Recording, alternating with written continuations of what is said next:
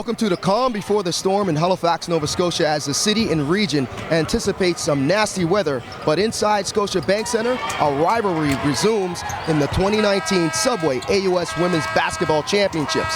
It's the number 3 seed and defending champions, the Acadia Axewomen, taking on the number 2 seed, the University of Prince Edward Island Panthers, in the semifinals. Good afternoon, everyone, and welcome to the 2019 Subway AUS Women's Basketball Championships semifinals, game number 2. Alongside Augie Jones, Vince Williams on hand. Alan April is here with us as well. Augie, intriguing matchup between these two teams, a rivalry in a sense, the Acadia Axewomen versus the UPEI Panthers. Now, we have some new stars emerging for both teams, and for Acadia, they got an outstanding one.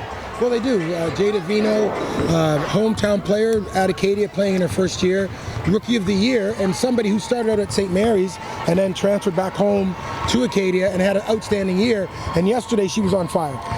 She hit big shots. She looked really calm and cool. Her first time in a playoff game, I thought she was very, kind of smooth in what she did, and she was a big reason that Acadia won that quarterfinal game. And I think that they really have to watch out for her today. And you're talking about emerging stars. We know about Reese Baxendale and Jetta May Ellsworth, but for the UPEI Panthers, you got to talk about Carolina Del Santo. She's been outstanding this season. Well, she has. Carolina's in her 3rd year, and she's from Spain, and it took her some time to acclimatize herself, but she's the Defensive Player of the Year on the number 1 defense, team defense in the AUS. They have the best field goal percentage that they hold people to. They hold them to the lowest 3-point percentage, and they keep opponents to the lowest scoring number of the conference, and that's anchored by Carolina Del Santo. So she's going to be someone to watch today. So the number 2 seed, the UPEI Panthers, in the regular season, won 3 games out of 4, but this 5th matchup is going to be very intriguing. So let's go to our 3rd member of our broadcast, Alan April.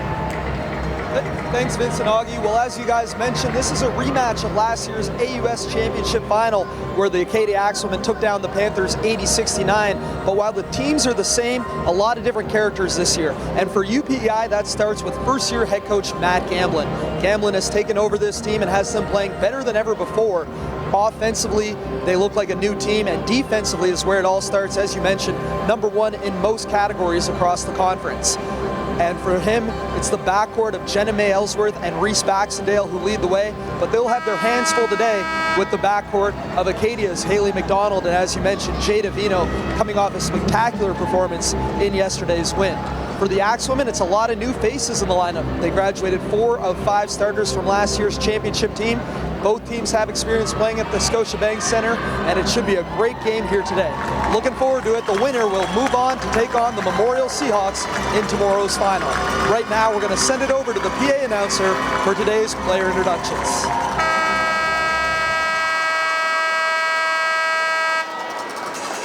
Good afternoon, basketball fans from Atlantic Canada, and to those of you watching at home on TV1.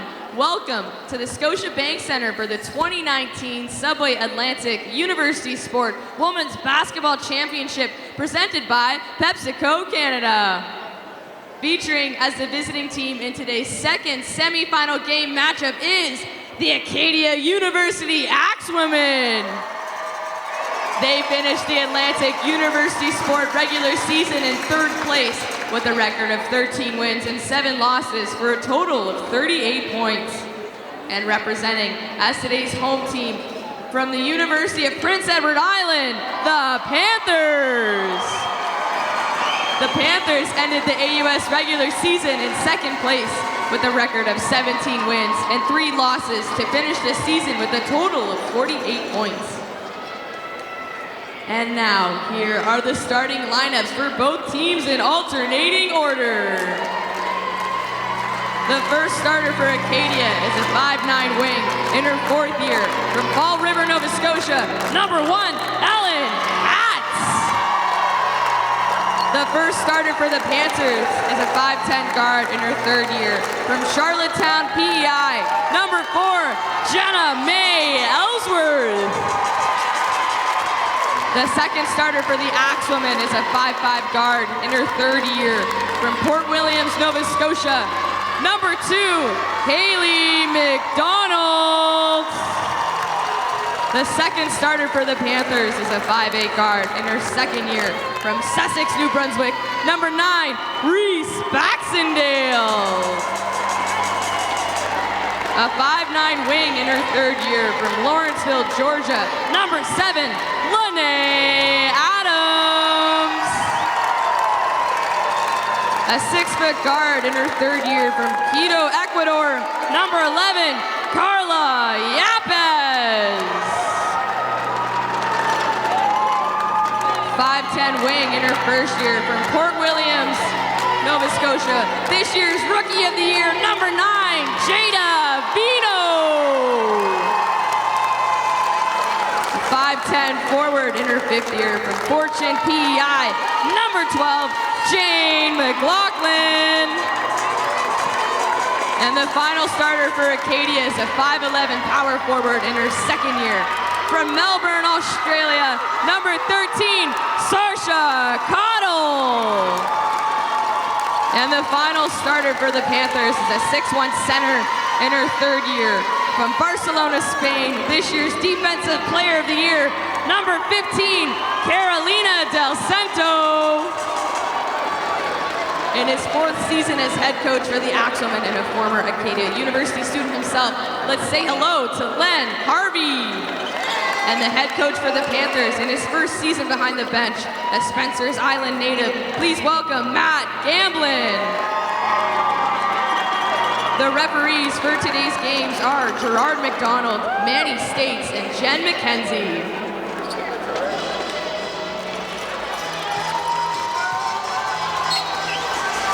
So here we go, semifinal number 2. And the winner will take on the upstart, the 5th seed, Memorial Seahawks, who got it done, upsetting the number 1 seed, the Cape Breton Capers. And right off the opening tap, Haley McDonald goes to work, and she'll bank it in off the window. Yeah, a little bit of a defensive lapse there for her to get right to the hole that easily. But again, we just started the game. So I don't think that's the way a defensive team like PEI is going to play it. Del Santo turns it over. Axewomen looking to push. McDonald, left hand, can't fall. Rebound though. Cottle, kick out. Adams trying to go to work. She'll swing it. Here's Vino, the outstanding freshman. She'll leave it short. McLaughlin with the rebound. Baxendale looking to push the pace. And Reese Baxendale is going to try to look to be very aggressive. Struggled throughout the season, didn't have the season that she imagined she would have coming off a huge tournament last season. And Yepes there with the left-handed finish off the glass. Well, that's a good look at what Yepes can do, because she starts out as a guard, dribbles you into the post, posts you up, turns around and scores off the glass. A wild shot from downtown there by Adams. Here's Baxendale looking to be aggressive. Baxendale, she'll spot up the mid-range. She can't get it to fall, and Vino will corral the rebound. Here's Adams, kick out, the hat on the baseline. She's cut off by Yepes. Adams now, she'll swing it. McDonald fires from downtown, left it short. Cottle with the rebounds. That's her third offensive rebound already. And off the glass and in is McDonald. She's 2 for 3 from the field. She's got 4, and McDonald was off to a slow start yesterday afternoon. Yep. Not the start that she had yesterday. She's trying to get it going early here. And here's Baxendale. Baxendale, tough shot, she'll bank it in. And that's what you get from Reese. Well, you do, and I have flashes of last year's playoff where she was just pushing it and pushing it. And I think that, doesn't matter what Reese did in this regular season, she shows up during playoffs. Now all the bright lights are on right now here at the Scotiabank Centre as the stars are out. Here's Hat on the baseline. Yepes gets knocked to the floor, turnaround. Cottle again with the offensive rebound, second chance coming up. McDonald fires from 3. She left it short. Hat with the third chance, and she'll draw the foul, and she'll go to the line to shoot 2. So let's take a quick look at the keys to the game, brought to you by TV1. Well, we've seen pieces of this already where Acadia's got to continue to shoot the 3-point. They have a lot of players that can shoot the 3. They've got to continue to do that today, but they've got to stop the penetration of Ellsworth and Baxendale, which we just saw already. On the flip side for PEI, they got to score in the paint. And I know that Matt Gamblin has diversified the offense so that there's more inside play for Carolina. And lastly, they got to chase the three-point shooters from Acadia off the line and make them, don't just catch and shoot. Make them go into a dribble pull-up situation or a penetration situation. So Ellen Hatt knocks down both the fourth-year senior from Fall River, Nova Scotia. Here's Baxendale. She'll draw the foul, and it looks like it'll be on Bino, and Reese will go to the line to shoot two. This is working through Carolina in the post, and I got to thank Alan April for this link as far as thinking about how giving the ball to Carolina from Spain, and there's a real sense of Spanish players being able to move the ball, and especially the taller Spanish players. Marc Gasol comes to mind, but Carolina wasn't doing that last year. So I think that's a nice mix for Matt to bring in to allow the ball to go through Carolina, and that's what we saw in that replay. The offense was run through the guards of Reese Baxendale and Jenna Mae Ellsworth, who took over last season, getting this club to the final, where they eventually lost to Paloma Anderson in the Axewomen. McDonald, battle-tested, won a championship last year, banks at home. She's got 6 and a turnover as Ellsworth and Baxendale get their signals crossed. Well, Haley's a competitor because she had an okay game yesterday. Don't get me wrong, she had double digits. She scored 13, but she went to sleep and woke up thinking, yeah, I'm coming today. And that's what she's really showing, what type of player she is. She hasn't really touched the rim yet. McLaughlin with the rebound. There is no tomorrow. Tomorrow is the championship game, and both of these teams are looking to punch their ticket. Here's Yepes. Dribble handoff to Baxendale. Baxendale staying aggressive. Good defensive play there by McDonald. McDonald looking to push. McDonald, rim the rim, step through, can't get it to go down. Del Santo with the rebound. Pace quickening here. Ellsworth back the other way, and she'll draw the foul on Cottle, and she'll go to the line to shoot two. You think about the advantage, this thing about do you have to play 3 games? Did you play in the quarterfinals? So we have to think about that. Acadia is really kind of fueled and oiled because they played yesterday, and PEI did not. But does that mean PEI is rested, so they're going to have more stamina? Or will they come out a little rusty because they didn't play yesterday? So I don't know where I fall as far as whether you play in the quarterfinals or not and whether you win. But I do know that PEI only has 10 players on their roster, so it would have been tough for them to go through and play 3 games. So we'll see what happens today. I do know that Len Harvey made a conscious effort of flowing through a lot of players yesterday, knowing that the road to the finals would take 3 games. Total reversal of roles from last season. And here's one of those role players right off the bench, Shaylin Field, who's checked in, and she's got an early touch and an early bucket with the left hand. Well, you've got a player in Shaylin, from Sackville, Nova Scotia, who is coming off the bench for Acadia, having started 2 or 3 years. I think she started, 4 years for Dalhousie. So she's a starter coming off your bench. Well, I tell you what, Reese Baxendale has got aggressive written all over her eyes as she finished down the other end with the left hand, and there was nobody on the help line, and she went in all alone as the Red Sea parted. And we're all tied up here, almost at the midway point of the opening quarter. Tied 10 apiece. Here's Ellsworth, trying to get it inside. Picked off by Field. Bino, pull up for 3. Bino, splash, and she'll knock down the 3 ball. And this Port Williams, Nova Scotia native can knock down the long ball at a prolific rate. The form is so smooth. The way that she gets the energy from her toes. Oh, that's a nice spin. But yeah, Jada, the way she gets rid of that shot, it's beautiful. But down the other end, Carolina with a nice spin move doesn't make it. Haley. And one, count it. Banker wide open here for McDonald. And she is lighting up the scoreboard individually. The first team AUS is doing an outstanding job. Well, she's not smiling today. there's a little mean streak that she's got going today, which is not boding well for PEI, because Haley McDonald is an aggressive, confident scorer.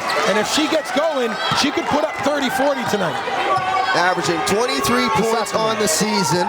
She takes over the single season in points for the University of Acadia, and that's Yepes down the other end. And just to finish that thought on McDonald, 465 points this year, and she's been outstanding, filling it up on the offensive end. And you see again, the offense going through Carolina. Great passer, rebounder, defender. I mean, I like when we highlight things other than scoring, because we're so caught up in scoring, and Carolina does a whole lot more than just score. This is the reason why she's a first-team AUS and the Defensive Player of the Year. That's a nice pass. Field. So is that. The McDonald, she'll put it in. Beautiful passing in transition as the defending champions looking to run the floor, and the lead's up to 6. Here's Ellsworth now. Ellsworth on the spin. El Santo. McLaughlin was swinging, 10 to shoot. Inside the Yepes, trying to go to work on field. Backs her down, spins, banks it. Can't get it to go. Adams with the rebound, looking to push once again. Throws it ahead to McDonald. Adams for 3. And that's strong off the back iron. And Yepes able to corral the rebound. I like the way that Acadia is pushing the pace today. They seem to be looking to push it in transition a lot more than they did yesterday. And it's allowing Haley and Jada and some of their shooters to get open looks early. They definitely look comfortable in this opening quarter. Here's Vino. And McDonald again with the pull-up. She is on fire. She's got 13 on 6 of 10 shooting from the field. She has not touched the rim. None of her shots have touched the rim yet. Ellsworth. Del Santo swings it to McLaughlin for 3. McLaughlin, she'll put it in. That's a nice shot by Jane. Again, nice pass by Carolina. She's got 3 assists already, but Jane will stay out there, and she's very good at catch and shoot. She's a rebounder defender, but the other part that she brings offensively is catch and shoot from the 3-point line. Vino coming up with the loose ball. Rice left that short. Panthers looking to push. Yepes trying to find Ellsworth, and she'll turn it over.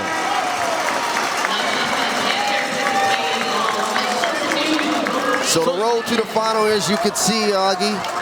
There's a quick there. We got to look at Yepes. Some multiple substitutions here, but let's take a look at this. Yeah, that's a nice headman in transition. That's tic-tac-toe. That's what we call tic-tac-toe. If you can get the ball up with very few dribbles, a pass is always faster than a dribble. So that's great ball movement by Acadia. Cotto with another offensive rebound. Her offensive rebounding's been great this first quarter. Hat with the turnaround. Great pivot there by Hat. And she was able to get away from her defender. And that's Lauren Fleming, who's checked in for the first time for the Panthers, along with Kamisha Henry, who's been outstanding off the bench. Lauren and Reese played at the same high school in Sussex. And Lauren didn't have the same freshman year that Reese did, but I will tell you that she played really well in her second year. And you know, I saw one game that they played in PEI. I'm not sure who, I just remember watching it, and Lauren Fleming had double digits that game off the bench. So she's someone that kind of came on the scene under Matt Gamblin, and we'll watch for her today, but she's really improved. Averaging 4 points on the season, plays about 16 minutes off the bench for Gamblin. And she makes the first of 2. And she'll go 1 for 2 as Cotto will corral another rebound. Here's Hat wide open from distance. Splash! And she'll knock it through. The Acadia Axewomen are knocking those 3s down, and that's a wide open look for Hat. And she pulled up, and she made no mistake twinkling the twine. Well, and think about the 3s that they're getting. They're in transition. So they're pushing the ball up the sideline, and that's working for them right now, because yesterday they weren't getting those 3s in transition.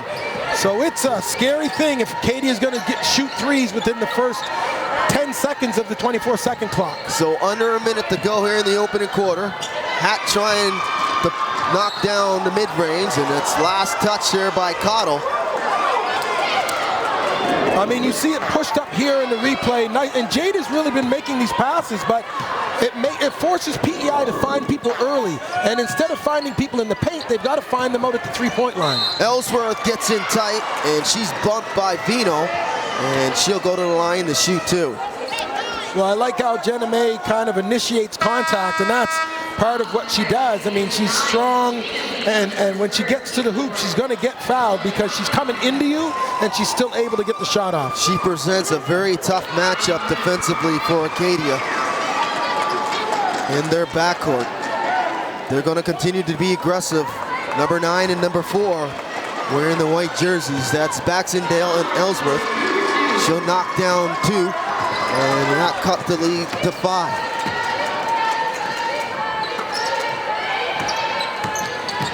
Holton's checked in the game for the Axewomen. Some real nice D by Kamisha Henry, getting around a screen and staying with Allison Fulton on the cut. Yepes with the steal. Transition once again, looking to run. Beautiful bounce pass. Ellsworth blows the layup, but Fleming's there for the rebound, and she'll get fouled in the act of shooting. You know, Lauren is the type of player that really helps out this UPEI team because she played the center position in high school, but she's able to hit the outside shot. And I think I would say to a lot of the high school players that versatility matters. Just because you were tall in a center in high school doesn't mean you're going to play that position if you're able to play at the next level. And Lauren is someone that can step outside, she can run the floor, she can dribble, she can pass. So it's made her, it's allows her to get more playing time because she's not just a back to the basket post player. So Fleming back to the free throw line, hits the first and knocks down the second. She's got 3, and that cuts the lead to 3. Axewomen will hold for the last shot. Here's McDonald. McDonald, hesitation, gets in tight, and she'll draw the foul on Yepes. And she'll go to the line to shoot 2. Haley's just been outstanding in this opening quarter, Augie. Well, she's got 13 now, so, you know, they're like NBA or WNBA numbers if you're putting up 15 points in the first quarter. On 6 of 10 shooting. Yeah, if she can keep that pace, we could see something special here today. Got that right, look out. I mean, the fireworks are going to fly here as both of these teams have outstanding backcourts. She makes no mistake knocking them down, and it's back to 5. Baxendale unaware of where the clock is. So, after 10, first quarter over, McDonald off the glass. It's a 5-point lead for the Acadia Axewomen, excuse me, and we'll throw it on the other side. And we're right back with the 2019 Subway AUS Women's Basketball.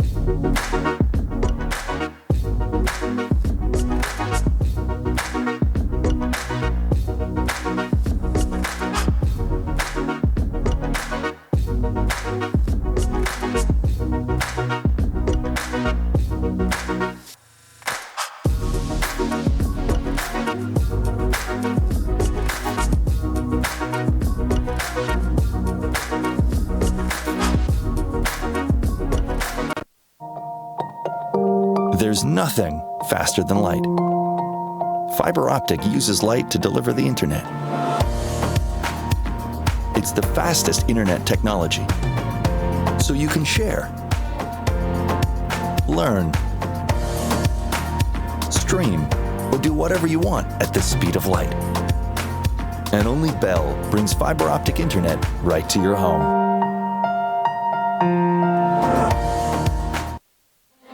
Welcome back. Going into the second quarter, the Acadia Axewomen lead the UPEI Panthers 27-22. Fans, it's now time for the Kent Own the Paint Instagram contest, where you can win a Visa gift card by choosing the player with the best stats during today's game on your mobile device. Step 1, simply follow Kent Building Supplies on Instagram. Step 2, click on the Kent Building Supplies Instagram story on the top left of your screen. Step 3, make your real-time pick. Choose who you think will win this game. Winners will be chosen at the end of today's game. Enter to win a Visa gift card courtesy of Kent Building Supplies. And let's take a quick look at the road to the final here. The Memorial Seahawks getting the job done, beating the Cape Breton Capers, the #1 seed in the first game of these semifinals. Now it's the UPEI and Acadia's turn to try to punch their ticket to the final. Well, yeah, and this is why, Vince, we play the games. Absolutely. Like, we play the games because, according to numbers, Cape Breton should have beat Memorial. And according to numbers, UMB should have beat Memorial. But that's why the beauty of sport is it's unpredictable. It's not scripted. And so we've got Memorial in the mix, and now we've got two very good teams fighting to get there. And again, Acadia is winning when they shouldn't be winning if we just go by the numbers alone. So the second quarter underway, a 5-point deficit for the Panthers to start this quarter. And the numbers were outstanding for Haley McDonald. She had 15 on 6 of 11 shooting. Baxendale, hesitation to the rim, she's bumped, count it, and one. Baxendale buries the bucket off the glass, and Cato will pick up. I think I just had a case of deja vu because, is this a year ago?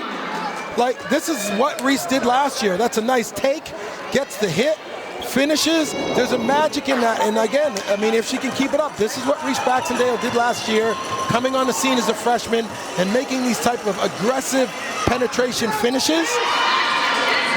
Again, this is a great game. Definitely not the type of season that she was envisioning coming in to her sophomore year, but she's got the aggressive gene going, and the jump shot and keeping it aggressive offensively off the pick and roll is Haley McDonald. She'll knock down her 17th point. She's continuing to light it up.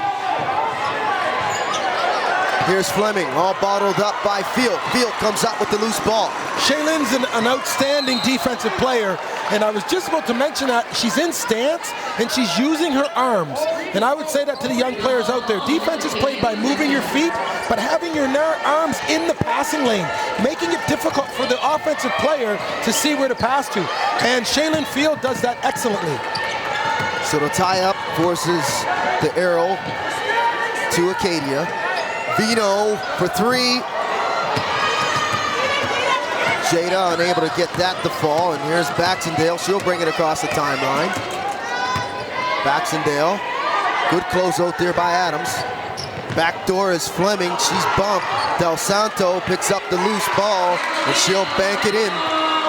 Del Santo in the right position there, and the lead's down to 2.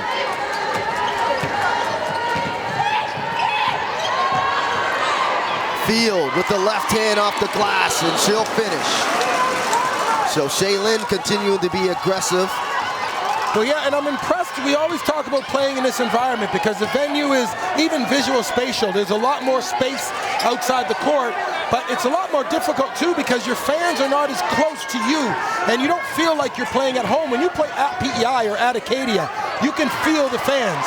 Here you don't feel them as much because they're off to the side, and sometimes that can affect your confidence. Shaylin, hesitation, left hand won't go, but the putback is there by Rice. Good follow as number 4 and number 6 in red, giving some quality minutes off the bench for Lynn Harvey. Kelsey Rice, like, if you want offensive rebounds, you have to go for them, and she goes for them. That's what I love about her play. Like, a lot of people will start to walk backwards when they see a shot goes up.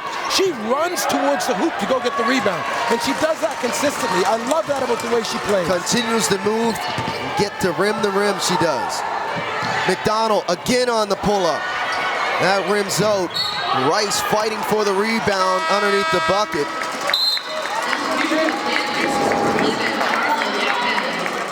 You know, if you think about this, so watch Kelsey.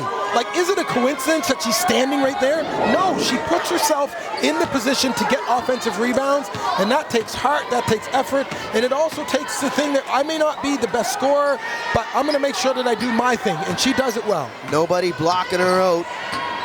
Here's Baxendale, and she's fouled by Vino, and she'll go to the line to shoot 2. Baxendale continued to be very aggressive in that one-on-one matchup with Vino. But let's talk about defensive stance here because the lower person wins. So as you see Jada come out, Jada's up higher than Reese is. So Reese is able to penetrate by her. Jada's got to get lower in stance. Everyone guarding Reese has to get lower in stance. Otherwise, you are not going to stop her from penetrating. And Reese misses the first of 2. Hats back into the game along with Fulton for the Axewomen.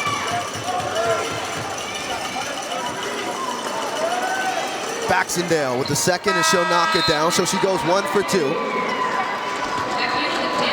Coming in for the Panthers, number 14, Annabelle Caron. And here's Fields. She'll bring it across the timeline. Fulton, she'll fire from distance. Not shy to shoot that three. Back the other way. Fulton steps in front of it. Turnover. Hatnam. McDonald.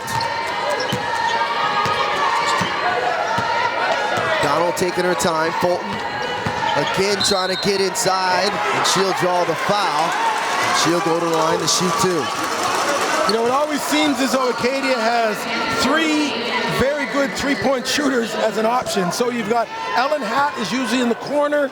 You've got Allison Fulton, who's an excellent three-point shooter, and then Haley. I mean, come on, we know that. Like, she's a record-setting three-point shooter.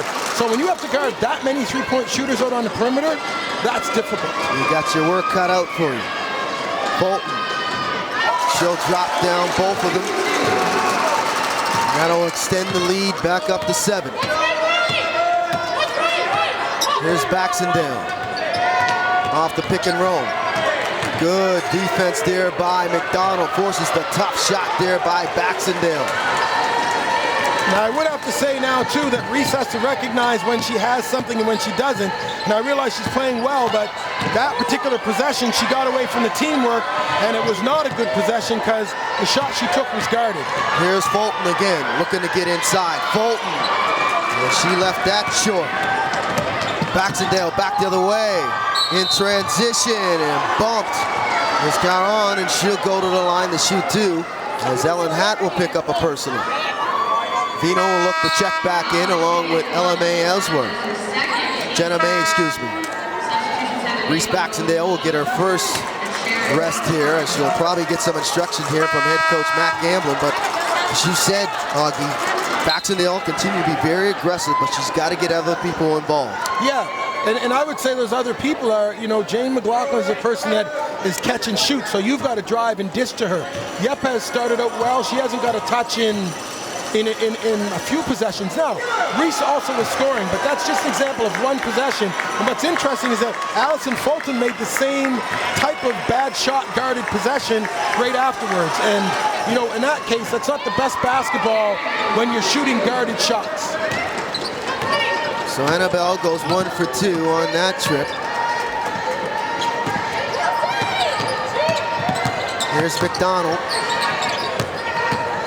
Field gets inside, hesitation, might have got away with the push-off, gets her own rebound and gets the soft touch around the rim. So Shaylin continuing to be aggressive as well off the bounce. Well, and she's a great pickup for Len Harvey because Paloma brought some real veteran leadership as an older, you know, player, and Shaylin has that same thing because she's been in the league a long time. So she brings that veteran leadership off the bench for Acadia. And Annabelle knocks down a jump shot and leads at 6. So some quality minutes off the bench here for Annabelle. Nice pass. Backdoor, banking it in as Rice was able to convert. Outstanding pass on the entry backdoor by Haley McDonald. Ellsworth left it short. Vino with the rebound. Haley has 17 points already. Really nice pass before the turnover. You know, she's really brought it today, and it's impressive because she played well in the quarterfinals, don't get me wrong, but she didn't play at this level, and the competitors will say, you know what, I'm not happy with the way I played that last game, and I'm going to really concentrate on coming out the next game and playing better, and she's done that. Well, we're seeing why she is a first-team AUS, and you know she's going to leave it all on the floor. A very emotional player, but she keeps her emotions in check and uses it to a positive. 2-on-1 back the other way. Jada unable to corral it, but outstanding recovery in transition by Ellsworth. Great hustle in transition, not giving up on the play. Well, and if you think about Haley and Jada, they're both announced being from Port Williams, Nova Scotia. They played together since they were young. They played high school on an outstanding program, and actually Jada's mom, Jennifer, coached Horton, so they know each other well. Well, there's Ellsworth once again defensively. Didn't get the job done down the other end on the last sequence offensively, but she made up for it down the other end and steps in front of that pass. Yeah, you want to stay in between, and when you stay in between, you can get those steals. So Jenna May stays in between. The passing lane is what we call it. It's an invisible lane between two people, and if you play that passing lane, you can get steals. Yepes. 5 to shoot. 3 coming up. And leaving that short is Campbell, who's checked in for the first time. Vino. I like the way Acadia is head-manning the ball on the pass. It's really up the pace by them doing that. Really looking to run in transition. McDonald can't get the friendly roll. That rims out. PEI needs a score here. They need a score here, Vince. They haven't really been able to get in within the 5-point cushion. Yepes will try from downtown. That won't fall. Good closeout there by Field. As Vino will bring it across the timeline, they'll get into their half-court offense.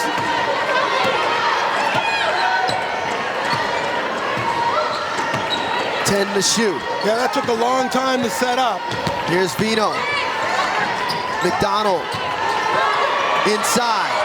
Rice can't get it to fall. Gets her own putback. Left hand, that's no good. And then she'll tie up Yepes, but she'll be called for the reach. As Kelsey Rice unable to convert. Yeah, she missed the first one. I thought was a really nice pass. Inside, you know, Haley makes that's the second nice pass she's made into Kelsey. Not surprised Kelsey gets her own rebound, but she threw the left-handed one up, off balance, a little too quick. And sometimes when we miss shots, we do that revenge foul, you know? So Kelsey goes after, you know, we got 5 fouls. It's not a big thing. She got the foul, but it's, oh my God, I missed. And then you kind of go back to try to save that, and you often get fouls. Outstanding individual defense there by Jane McLaughlin. She was able to bother a couple shots there, but that foul by Rice puts them over the limit, and Yepes will go to the line, and she misses the first of 2. And she'll knock it down. It leads back to 7. Just under 3 minutes remaining here in the second quarter. The Axewomen out in front. Backdoor to Cottle, and she is fouled by Yepes. And that's good pick and roll there. Roll back to the rim by Cottle. Well, yeah, and I want you to watch. You can't see it because you're seeing the back of Haley's head. But when we tell young people to dribble with their head up, that's because if you can dribble with your head up, you can see who to pass to. What I love about Haley, also when you dribble with your head up, you can read the situation. So she's dribbling and reading, and as she reads, okay, there's my screener, she's rolling, she's open, and she makes the pass. Dribble with your head up. And that's textbook guard play fundamentals. You learn that at the mini division. As Sarsha was able to knock down both of the free throws. Here's Yepes trying to go to work one-on-one. Spin move. Up and under. Bump by Sarsha. Sarsha getting away with a lot of contact there. Yepes wanted a foul. None coming. But as you mentioned, outstanding defense there in space off the dribble for Sarsha. You'll think that she'd be in a disadvantage in space, but she did an outstanding job on that last sequence. I think she did, with the principle of staying in front. Just stay in front of the person. Here's Ellsworth, got to put it up.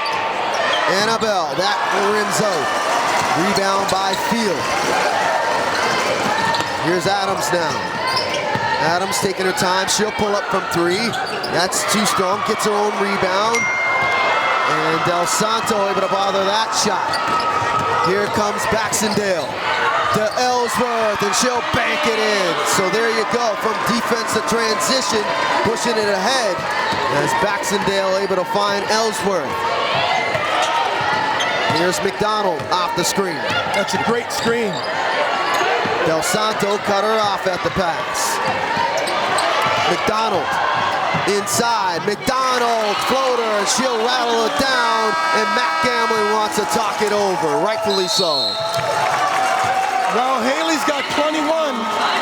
You know, she's got 21 in the game, and in the first half, you know, That's an outstanding effort, and I think that what she's doing is she's doing more than just scoring. You've seen her, as I said, she makes nice passes, she's dribbling, looking for things, so right now Haley McDonald is controlling the game. Have you heard about the new loyalty program at Subway? Subway's My Way Rewards program gives you the power over how to earn and redeem rewards.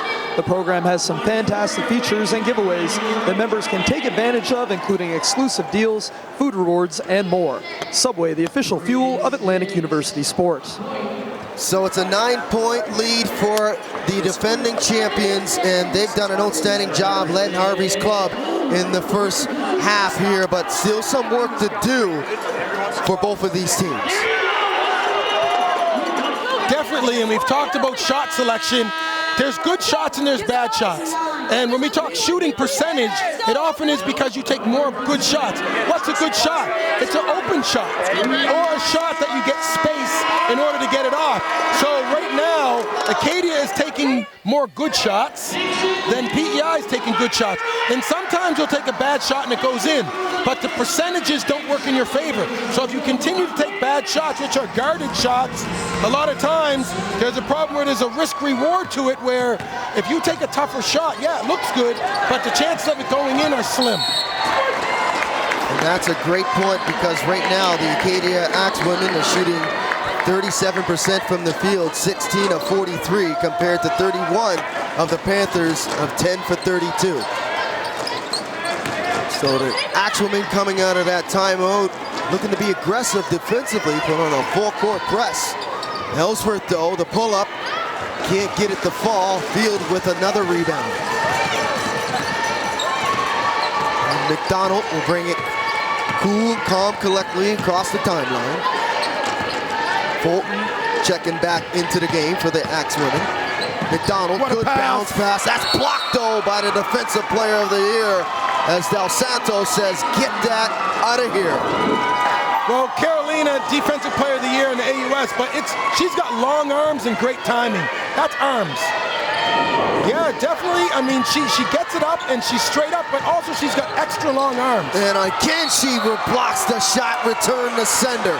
Outstanding pocket pass on the pick and roll between McDonald and Rice, but Del Santo says, no way, not in my house. No, you better pump fake, because this is what I'm saying. She's not quite there, but her arms are long, and so you need a pump fake Carolina. Otherwise, she's going to block your shot. And Del Santo, with those efforts, forces a shot clock violation.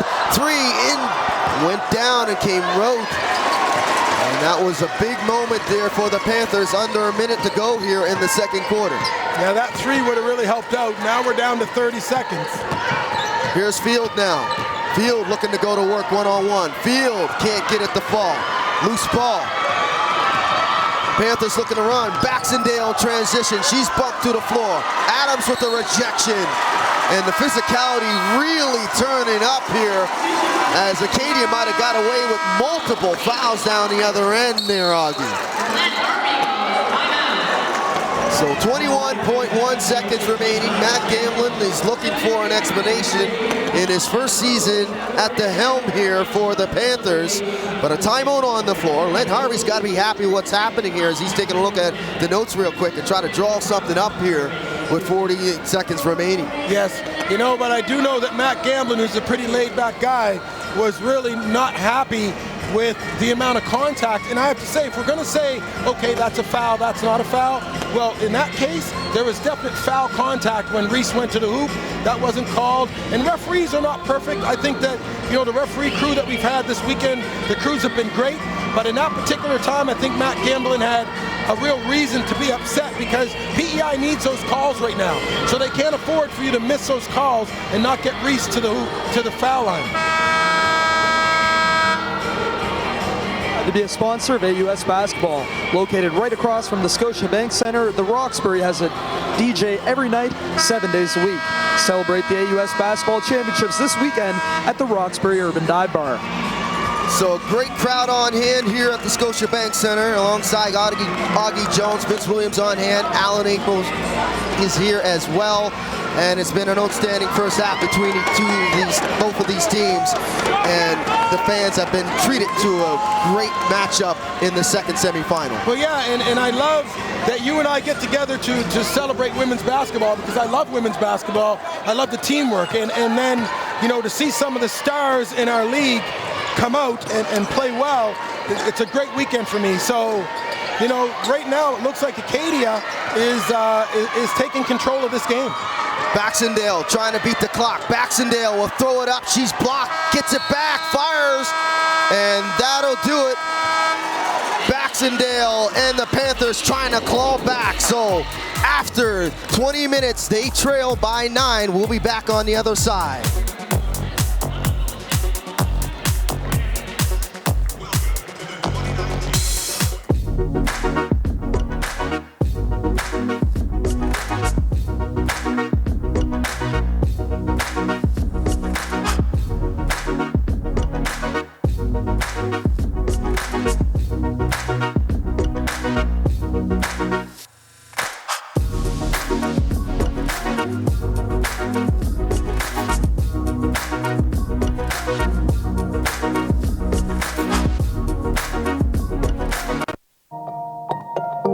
There's nothing faster than light.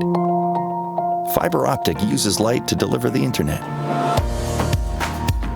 It's the fastest internet technology, so you can share, learn, stream, or do whatever you want at the speed of light. And only Bell brings fiber optic internet right to your home.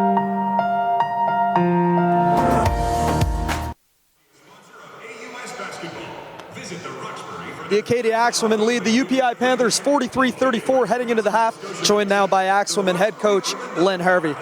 Coach Harvey, big first half there for Haley McDonald. I believe she had 21 points in that first half. Talk about how yesterday it was Jada Vino going off. Today it's Haley, having those two different guards, what that means for your offense. I thought Haley's shot selection today has been really good. She's been far more composed. I think the game yesterday probably got some jitters out, which is great. But yeah, no, she's real hard to guard in there for sure. And on the defensive end, holding them to 34 points, but Ellsworth and Baxendale have both gotten loose a couple times in transition. What do you need to do in the second half? What adjustments are you looking to make on the defensive end? Well, no, it's not even adjustments sometimes, just doing what we had previously planned to do a little bit better than we were doing it. But yeah, I thought that we did a decent job on them. Just a couple times we let our foot off the gas, and I wasn't overly happy. And again, we're in foul trouble again, so we're kind of, you know, we did get through to be up 9, and we got through with some girls down on the bench, so that's positive. And just one last question, offensive rebounding. I believe your team had 8 in that first half. Sarsha Cato was huge with 4 in the first quarter. What can you say about her presence and the offensive boards? Oh, she's tough. I think that you spend so much time on this. It's an emphasis for us, and we think that we can get a lot of extra possessions doing that. We've done it for the season, last few seasons. Sarsha, luckily for us, has been just fantastic. So it's great. We'd love to play her more with 2 fouls, but yeah. Thanks, Coach, and best of luck in the second half. We'll be right back with some more halftime analysis. You're watching live coverage of the AUS Basketball Championships on Bell 5 TV1.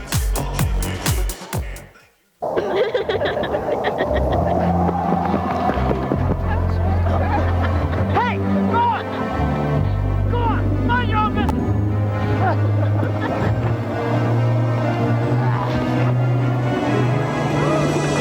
The antenna is holding, sir.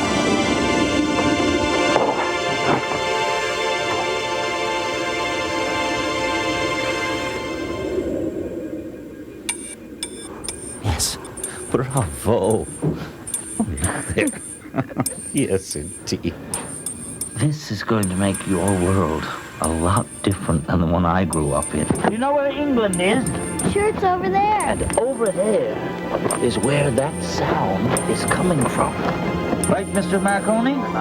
Through the air, across the ocean, the first time ever.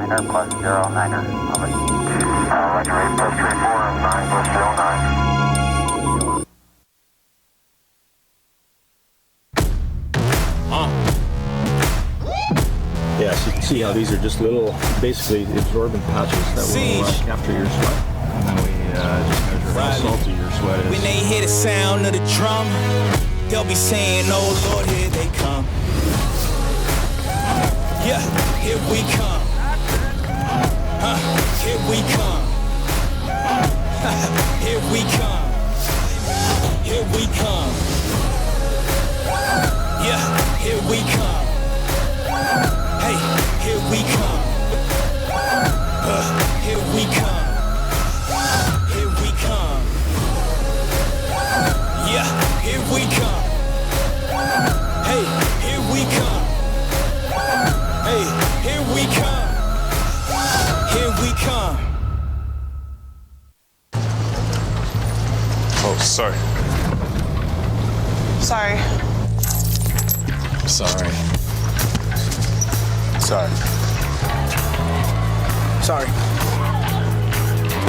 Sorry. Sorry. Sorry. Sorry. Sorry. Oh! Sorry. Sorry.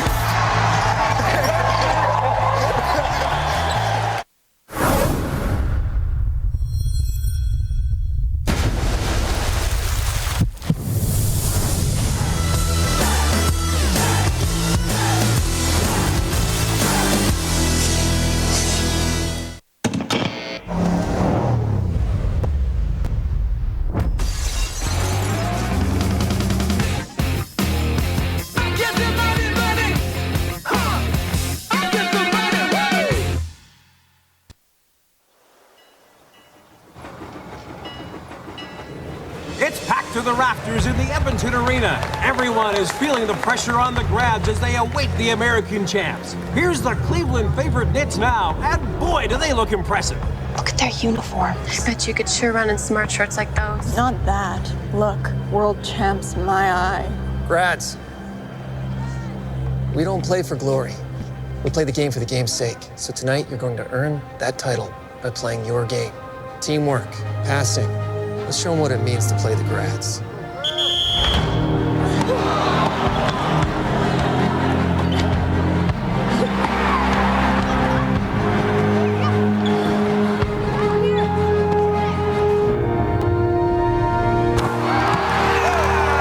Edmonton Grads were champions for 25 years. The record of 502 wins and only 20 losses is unmatched in all of sport.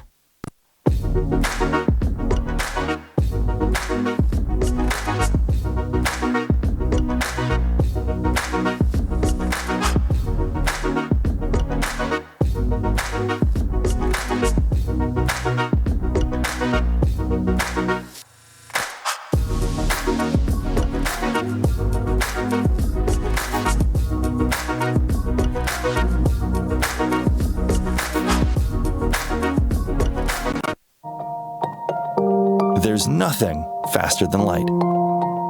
Fiber optic uses light to deliver the internet. It's the fastest internet technology, so you can share, learn, stream, or do whatever you want at the speed of light. And only Bell brings fiber optic internet right to your home.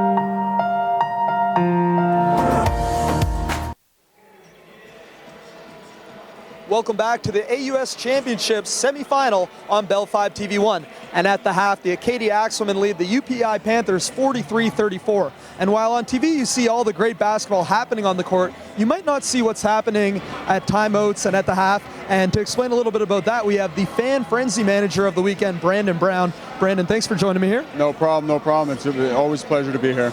So you say always a pleasure. First of all, tell me how long you've been doing this and what goes into the fan experience every weekend, aside from the great basketball on the court.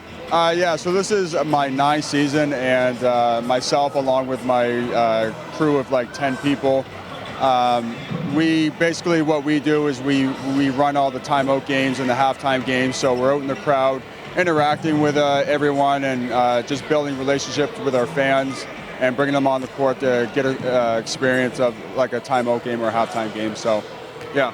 and you've been doing it for 9 years. This is the 5th year where we have the women's and the men's tournaments all under the same roof in the same weekend. How has that added to the experience and you know, from a fan perspective, seeing the women and the men on the court at the same time over the weekend? Yeah, I think it's great. I mean, I think the women's and the men's should always be together.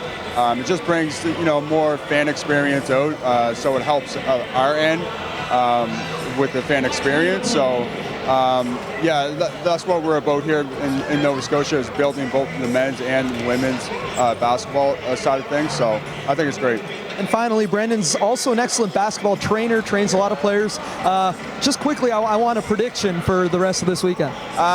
You know what? I don't want to be biased, but I think I have to go. I'm sorry to all the other players that I train, but I think I have to go with Dalhousie.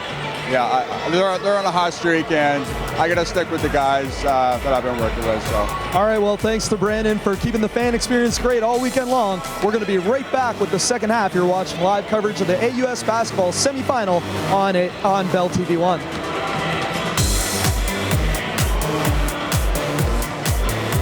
Yeah.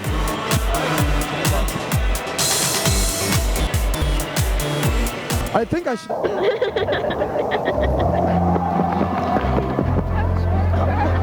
Hey, go on! Go on! Mind your own business!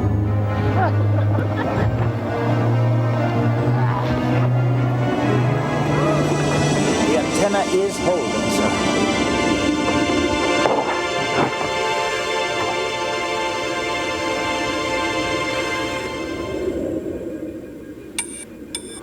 Yes.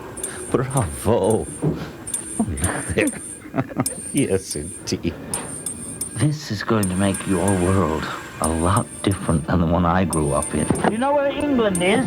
Sure, it's over there. And over there is where that sound is coming from. Right, Mr. Marconi? Through the air, across the ocean, the first time ever. Roger, 8 plus 34 and 9 plus 09.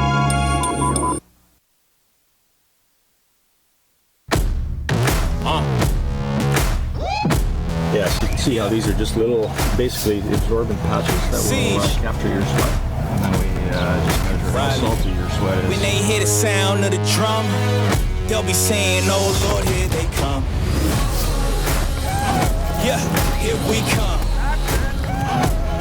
Here we come. Here we come. Here we come. Yeah, here we come. Hey, here we come. Here we come. Here we come. Yeah, here we come. Hey, here we come. Hey, here we come. Here we come. Oh, sorry. Sorry. Sorry. Sorry. Sorry. Sorry. Sorry. Sorry. Sorry. Sorry. Sorry. Sorry.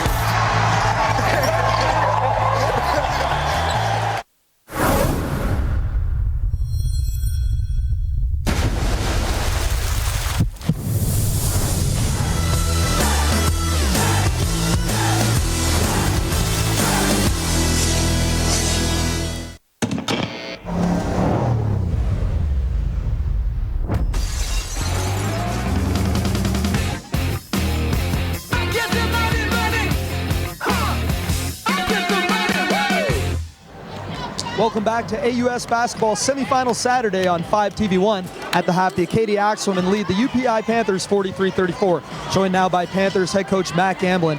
Coach Gamblin, your team shot just 27% from the field in that first half. What offensive adjustments are you looking to make in this second half? I think a big piece of it can be when you have the bye.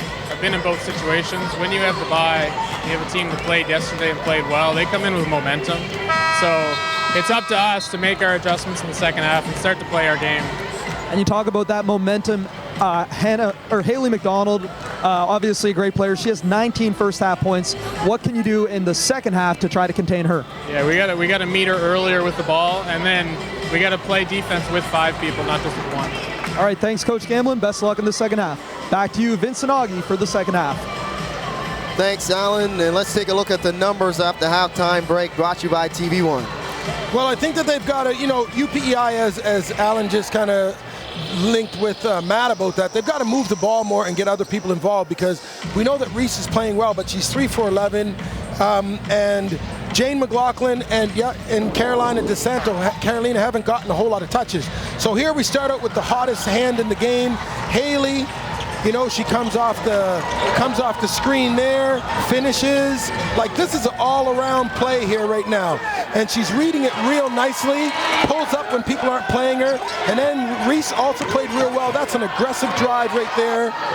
And look at that defensive stance. When I talked about the lower player wins, this makes Haley give up the ball. And then what a nice bounce pass for Reese. So that's 2 outstanding offensive players. And then we got defensive player of the year. And no, you can't have that.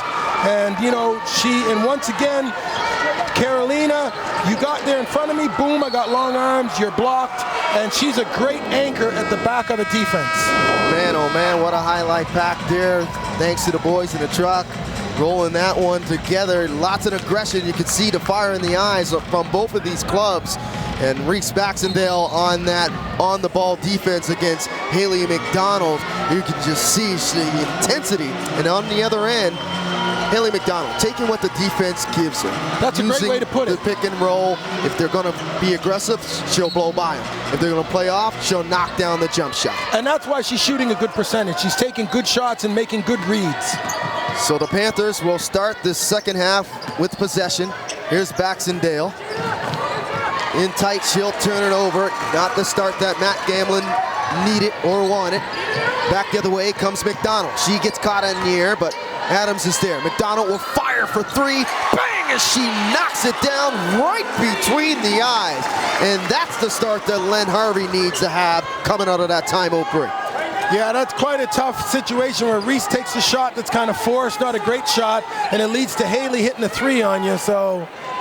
And right back, Reese Baxendale answers with her own 3 ball, trying to cover up for that earlier mistake to start this quarter. Well, it's almost like she gave that right for me. Yeah, Augie, while you're talking about me, hold this 3. Cottle, baseline, quick ball movement, hat for 3, bang, back-to-back daggers for the Axewomen to start this half. Huge shot there by Hat. Nice pass. Ellsworth inside, and she'll draw the foul on Adams, and she'll go to the line to shoot 2. A thought just came to my mind too, Vince. There was this debate when they moved the 3-point line back, I think it might have been 2-3 years ago, and saying our female player is going to be able to shoot from the same 3-point line as male players. And I think we've answered that. Absolutely. Definitely, because, the last game we saw outstanding 3-point shooting by female basketball players.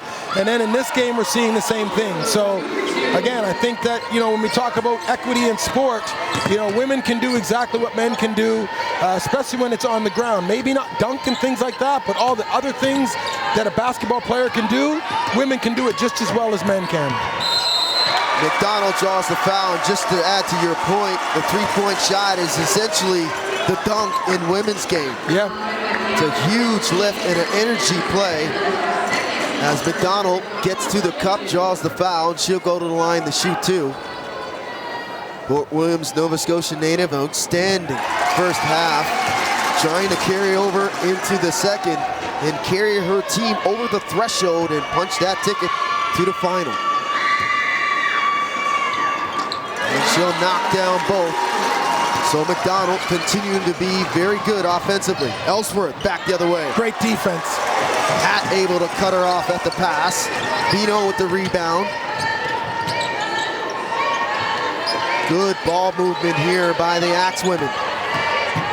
It doesn't even look like Acadia lost 3 out of 4 games versus PEI this year. Like, okay. McDonald explosion. puts her hands up and knocks down another dagger. And that was from way outside. Yeah, we're watching a performance today. We're watching something out of a great basketball player, Haley McDonald, Port Williams, Nova Scotia. She's feeling it. She's doing a lot of things, but her shooting display is outstanding. She's got a special afternoon going right now, as Matt Gamblin's club has to find some answers defensively here and get some stops and make some shots down the other end. But first thing has to come on the defensive end, and that's an errant pass by Adams, unable to find McDonald. One of the few mistakes this afternoon by this Acadia club. And you know what I like? I said this yesterday about Lene Adams, but the way she moves the ball, like when you have so many shooters on a team, if you add yourself as the fifth shooter, that can sometimes disrupt things. She's a willing passer, and she moves the ball from side to side, and that's a big part, invisible part, of what Acadia has going for them. So Ellsworth able to knock down the shot. The floater comes up short for Hat. Should have took the layup. 13. The largest has been 15 for the Axewomen. Cottle with the spin, and that's bothered there by Del Santo. Defensive player of the year. Chance now for Baxendale in transition. Takes her time. Gets bottled up by Vino, and Vino looks like she'll pick up her third personal.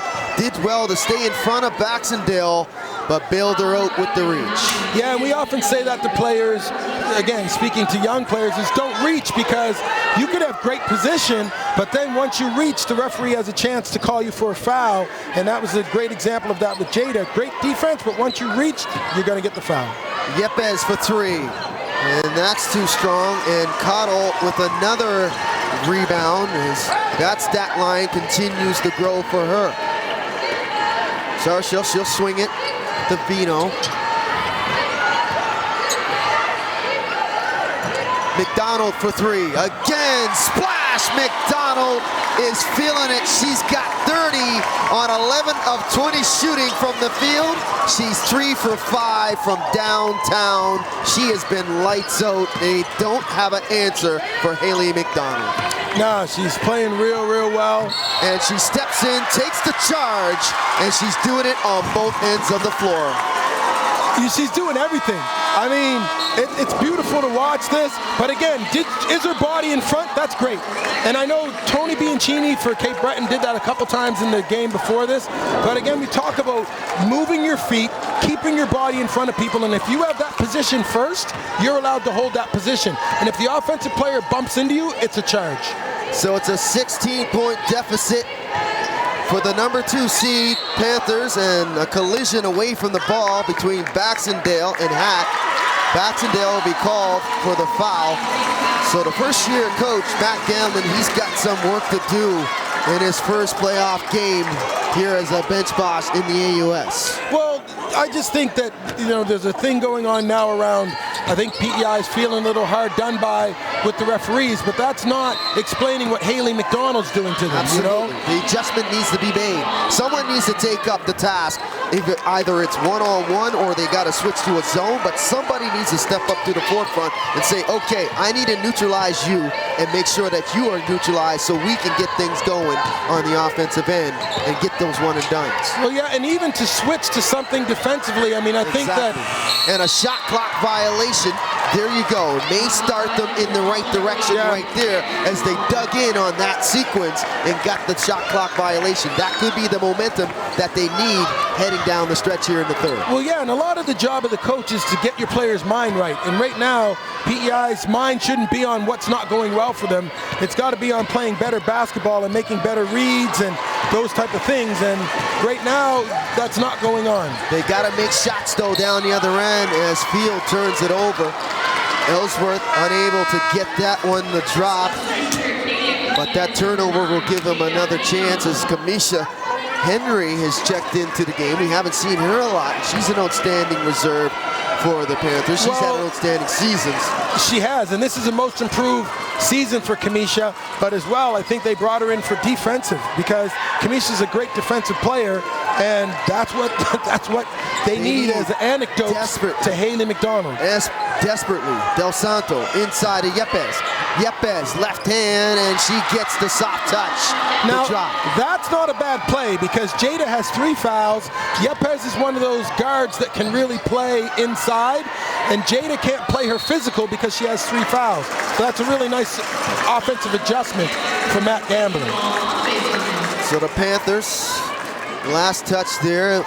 Ball will remain with the Axewomen. McDonald. And we'll have a quick conversation here as we'll reset that shot clock to 14 with 4:51 remaining in the third. McDonald will inbound on the baseline. Haley McDonald has 30 of 57 points. She has been remarkable this afternoon. Here's Adams. She'll pull it out, give it to McDonald. 5 to shoot. Baxendale trying to dig in. 3 to shoot, and the reach bailed them out there by Ellsworth as Henry was trying to make that shot difficult for Adams away from the rim. And that'll be the first foul on Ellsworth as Del Santo will come out. And I do want to make this point too, Vince, because I often talk, and again, fans will say, oh, it's unfair, and the referees were unfair. At halftime, PEI was called for 5 fouls, and Acadia was called for 10 fouls. That's a great point. So now you can't turn the table and say, oh, we're getting hard done by, because in the first half, you got more fouls than the other team. So this is just the referees calling it the way they see it. I don't think they're out there to give anyone any type of advantage. And Haley McDonald really tried to feel it from there as McLaughlin stepped out. That's a great pass. McLaughlin banks it in. Good look ahead there by Yepes in transition off of that 3 ball. And the funny thing is, Yepes pointed to Jane and told her to keep running and threw it to where she was going to be. That's a great pass. And bumped out of bounds there by Ellsworth on Vino. You know, I mean, look, she points to her. And that's on the money, man. That's a great pass. You have to convert on the other end, and McLaughlin does. So an opportunity here on the turnover for the Panthers. Yepes on Rice. Yepes stepped through, dropped it, and banked it in off the glass. Yepes back-to-back moves inside the paint, has cut the lead to 10. Fulton inside to Rice, and she's bumped from behind by Ellsworth. And Ellsworth will pick up her second person. So 3:39 remaining, a little run here for the Panthers, a response that they desperately needed as things were starting to come undone here in the third. The lead was up to at least a 16, and there's been a couple possessions there where they took the foot off the gas and they were able to get right back into it. Well, for sure, and if you think about what they did do, is they got Yepes involved on the block. She does bring that to the game. She's a guard that can post up, and that's given them another way to score. You need diversity. Now, Haley does have 30, but Acadia still has more people touching the ball and being involved. And I think if PEI is getting it to other people and moving the ball, I think that's great. And you have to have an inside-outside game. And by having Yepes, or you could use Carolina, but you need some type of post game. You can't just play from the perimeter the whole game. So Rice goes 1 for 2, breaks up that 6-0 run, and banking it in, and a nice move down low was Ellsworth. And the lead's down to single digits now. Some pushback here for the Panthers. McDonald, she'll knock it down off the pick and roll. Used what the defense gave her. She came off that pick and roll. Didn't get aggressive and go to the cup. Pulled up and knocked down the 18-footer. Well, that's a good read because to get a good shot off, you need space. Yepes scores off the nice pass. She is really turning it on here. Yeah. She's got 6 in the quarter, keeping them close. And they're going back and forth here, trading buckets as the lead's back to 9. Hat on the Panthers, and Hat can't finish at the cup. Good drive there by Hat as McLaughlin was able to overcome that difficulty on the drive, and Yepes once again defensively able to come up with the rebound and forces the foul. Yeah, she's been a big part of this momentum shift offensively and defensively. And they moved Ellen Hatt to play her because Ellen Hatt is more her height. Now she's got 3. Henry's blocked by Hatt, and that's number 4.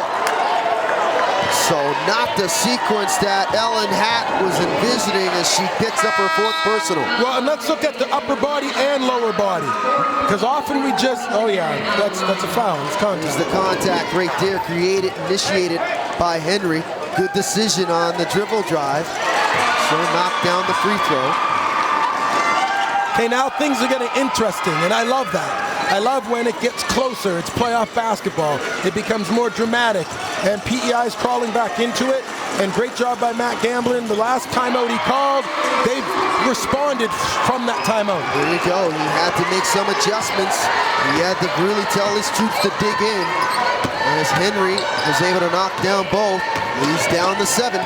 Here's Adams, spin move, quick fast pass in the Cotto, good catch, and a better spin and finish by Sarsha. And that was a difficult catch in traffic for Sarsha. Well, she got her balance, is what we often tell post players. Get your balance, be strong, and then make your move. McLaughlin, pump fake. Henry, she'll swing at the Baxendale. Back to Henry. Henry for 3. That's off the back iron. As the Axewomen switch to that 3-2 zone. McDonald, blow by, left-handed finish off the glass. My goodness, she's got 34 now. Well, and we got Acadia in a 2-3 zone. Oftentimes when you switch defenses, it gives you a different look. Really nice move by Len Harvey, because now PEI has to run their zone offense rather than the man-to-man offense they've been running since the beginning of the game. So another adjustment here for the Panthers. Ellsworth for 3, and that's an air ball as Jenna May had a good look, just unable to draw iron here with 1:22 and counting to go. Leads 11 for the Axewomen.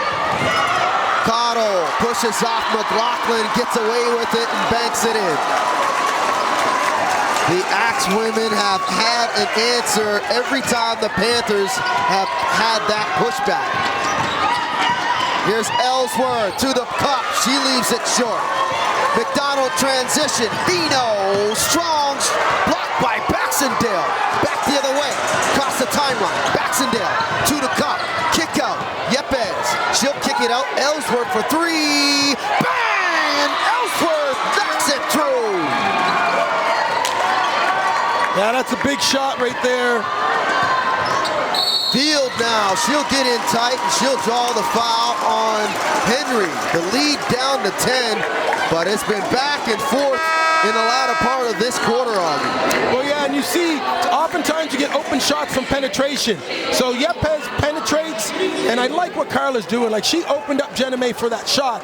There's an assist there, but what an intelligent play to drive in, make sure people play you, and then once people play you, you can dish it out to open players. And that's what she did there. So Field did an outstanding job at drawing the foul and try to break up this momentum by the Panthers. She'll knock down the first of 2. Field, 5th-year senior, shoots at 62% on the field. And she'll knock down both. So very important free throws there for Shaylin. Lead back up to 12. Here's Baxendale. And they stay in that 2-3 zone, which you can tell it slows down PEI. Like, they're not shooting at the same pace. Panthers got to shoot them out of that zone. Nice pass. Great ball movement, and McLaughlin picks up the foul, and Cottle couldn't finish and get the and one. A beautiful touch pass there by Yepes, and great vision.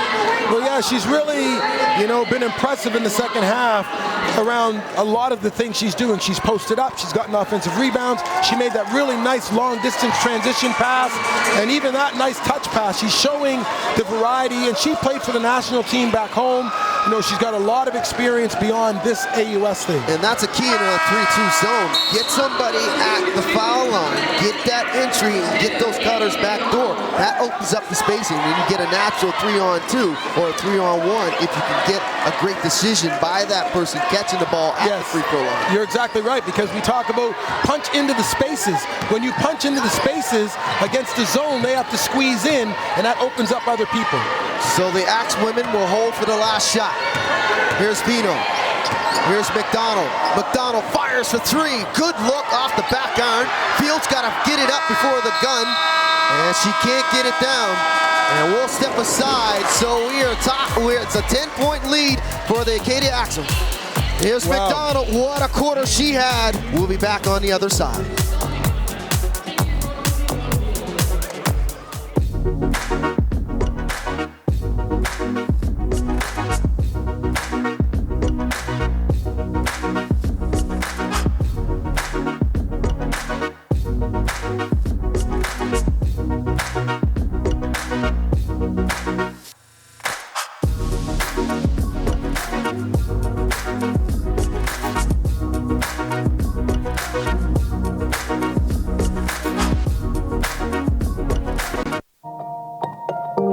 There's nothing faster than light.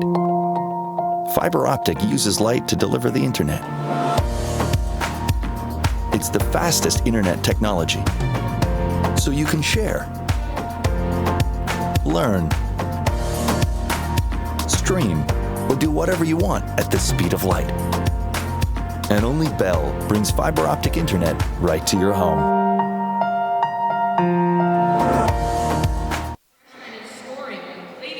Welcome back to Halifax. After 3 quarters, the Acadia Axewomen lead by 10. And here is a package by Haley McDonald. She was outstanding in that quarter. Well, that's a deep one. Like, that's NBA 3 there. Boom, hits it. Ellen Hatt hits it. And this is what Acadia does. And this one's deep from Wolfville. Boom. Come on, man. Like, that's it. And again, teammates behind you, loving you up. They're feeling good about that. And again, the three-point shot is so significant in women's basketball because that does give you the energy. That is something that you can jump up to. And so in men's basketball, that might be a crossover or making someone fall or dunking. But really, it's the three-point shot in this game that's the backbreaker. So the Acadia Axewomen trying to get back to the championship game. The defending champions really putting on a show in the first 3 quarters. They are 6 of 17 from downtown. Haley McDonald's got 3 of them. She's 3 for 7 from distance, 34 points on 13 of 24 shooting from the field. She has been magnificent along with 4 rebounds. This first team AUS, what can you say about Haley McDonald? She's playing great, and she has 34 points. I mean, that's, you know, you come to playoff games and people pay to come in and see, you know, historic performances like that. So the 4th quarter underway here. 10 minutes for both of these teams to try to punch their ticket to the final. Here's Cottle trying to go to work on the smaller defender. Good McLaughlin. McLaughlin, though, not giving any space, not backing down. Here's Baxendale. Now it's only a 10-point game, folks, so this game is far from over. Lots of time. You know, if PEI can make a little bit of a run here, there's a psychological thing about being under 10. Yepes. What a pass. Back door. First 3 minutes are going to be very crucial in the momentum. Oh, man, listen, I love to pass the ball. That's what I did. This is a pass, people. Boom. That's a nice pass. Are you sure you made those type of passes? Oh, I did. No, I have to give myself I'm always teasing. But Carla doing it as a forward, so look how versatile she is, where she's making point guard passes, she's rebounding like a forward, she's posting up like a center. But you got to talk about the adjustment by Matt Gammon, getting Yepes to that free throw line and allowing her to create that. We talked about it at the end of that 3rd quarter. Yep. It's very important if you're going to break a press. A zone, excuse me. And Fulton, as it looked like full court pressure was picked up by the Panthers, they're starting to turn it up defensively. So not the start for Acadia here in the 4th. But yet the start that PEI wanted, you know, like for sure. Game of runs. Baxendale left that strong. Ellsworth with the rebound. She'll try again, step up, and left it short again as that rims out. 2 good looks on that last sequence for Baxendale. Acadia dodging a bullet. Here's McDonald on the drive. And fighting for the rebound is McLaughlin and Cottle. And I'm telling you, that matchup between McLaughlin and Cottle just seems to ensue down here on the defensive end. She's got a tough task to try to block out Sarsha, but you got to give credit to Jane. Listen, I'm going to give a lot of love to Jane because Jane is playing a center position. She's undersized. She does a lot of the little work for PEI. She's an unsung hero.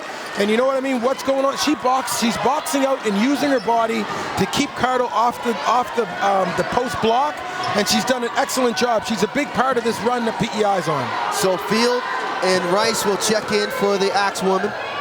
And that shot is missed, and the put back as Baxendale try to beat the shot clock, can't finish.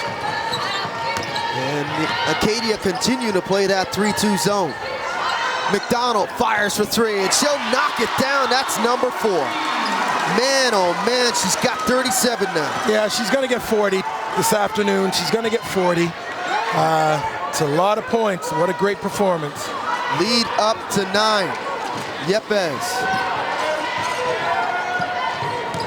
Back door to McLaughlin. Can't finish. Last touch by Rice. You know, she's shooting some deep threes, though. Like, okay, that's a little bit closer than the one she's hitting, but again, shooting, and I know that Haley put a lot of time in the gym. This is just not flash in the pan thing. She's put a lot of time in the gym to be able to shoot like that. Well, I tell you what, that was an outstanding flare screen away from the ball. Here, let's check in with Alan April. Well, guys, just about Haley McDonald's performance, it continues to be a record-breaking weekend. Memorial Sydney Stewart set the Scotiabank Centre single-game high just yesterday with 32 points. Haley McDonald has broken through and demolished that record today. She has 37 with 7.5 to go. Back to you guys. Thanks, Alan. Lots of basketball left here for McDonald to build on it, and for Acadia to build on this 9-point lead. You know, and for me, again, I know I sound a little bit repetitive with this, but hey, love women's basketball. Love it. And for people that say, oh, I can't watch women play, that makes no sense. Because the 40 points or 37 points that Haley has here right now, doesn't matter what gender the person is, it's a great performance. Absolutely ludicrous if you think that this basketball is not quality. As Baxendale able to finish through the contact. Well, she's had a tough day. You know, I think she's maybe, 4 for 16, but she keeps coming, and that's a big play because you don't worry about what happened before. You got to worry about the next 7 minutes. So, Reese, nice 3-point play. She's got to hit this foul shot. And then also, I have to say that she's getting down and battling against Haley. Like, the 40 points are not totally on Reese. The 40 points that's a team thing. Rebound by Ellsworth on the miss. So that was a 4-point trip for the Panthers.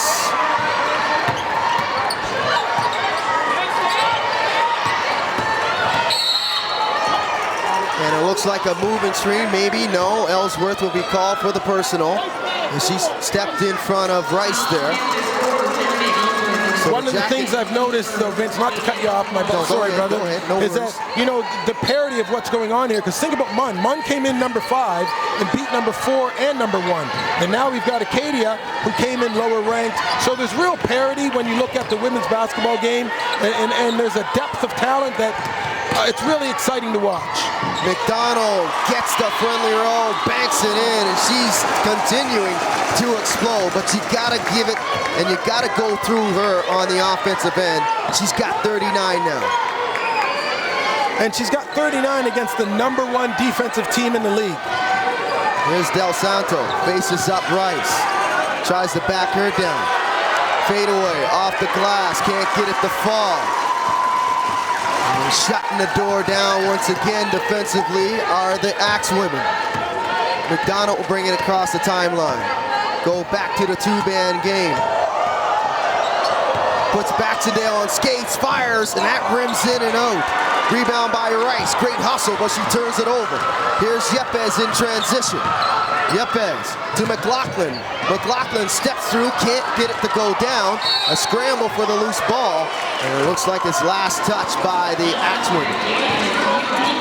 So possession will remain with the Panthers here with 6:13 remaining and 14 seconds on the shot clock. Yeah, there's a lot of time left here. 6 minutes in basketball is a lifetime.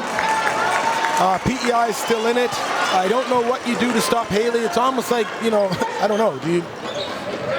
you want to win the game. Do you do a box and one or something? But at 39 points, what do you do to stop her from scoring? She is completely on fire. There's no words to really describe the offensive output by Haley McDonald. McDonald now. Reese trying to stay with her.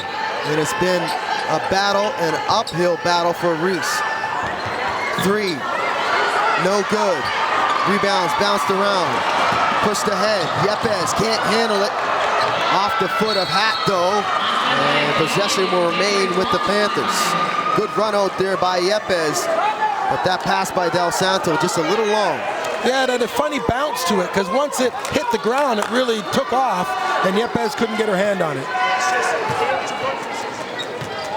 So here's Baxendale. Good defense by Ellen Hatt, because I would keep the ball out of Yepes' hands at this point now anyway. Baxendale gets her own rebound, and that's rejected by Field as Len Harvey made an adjustment there and switched to the man-to-man, and it looked like Yepes is called for the bump, but an outstanding defensive play on the help line there by Field. Yeah, again, Shaylin has great defensive instinct, and she has long arms too. That might have been a foul. I don't think that she was straight up with that, but referees didn't get it. And still the tough, shooting afternoon for Reese continues. They've been really letting these two teams play this afternoon to try to decide a winner. Adams can't get the 3 to go down. Rebound by Yepes. Here's Baxendale. Ellsworth to McLaughlin. Spin move by Del Santo. Left it short. That's ripped away by Cottle. Cottle on the run out. Hatton transition. Pump fake. Blows the layup. Adams comes up with the rebound. She'll lose it. Here's Baxendale now. One-on-one in transition with Cottle. Gets bumped, and she'll go to the line to shoot 2.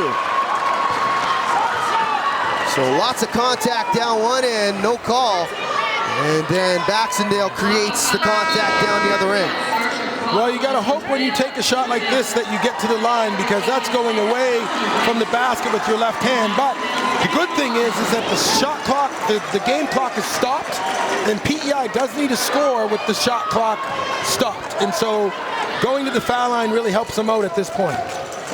So Reese will step up to shoot 2. It's been a very tough quarter for both of these teams to try to find their shooting range as Reese hits the first.